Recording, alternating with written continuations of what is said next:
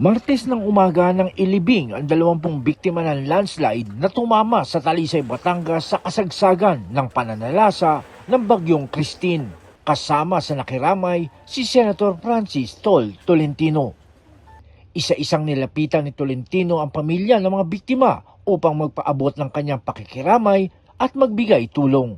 Nagbigay suwestyon pa ang senador ng paraan upang matiyak na hindi magkakahalo-halo ang pangalan ng mga biktima sa kanilang nitso. Mamaya na lang po natin siguro sa yan. Dahil may mga dinadala pa po.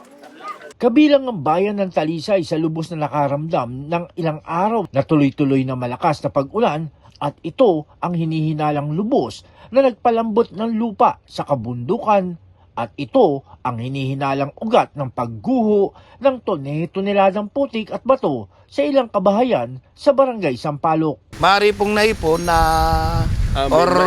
dahil sa dami ng pag-ulan, humina na po yung kapit ng mga bato. Matapos tabunan ng ilang kabahayan, umagos ang putik at mga bato maging mga naputol na puno hanggang sa National Highway bago humalo sa tubig ng Taal Lake. Kapitbahay lang to ng Tagaytay, tiga dyan lang ako sa kabila.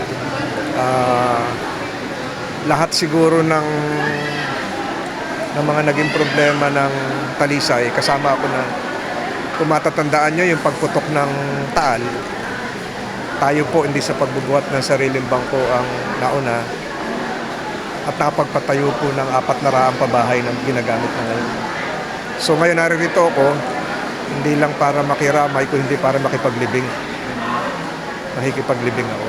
John Escocio, Radyo Inquirer Online, bayang nagtatanong, mamaya nag-uusisa.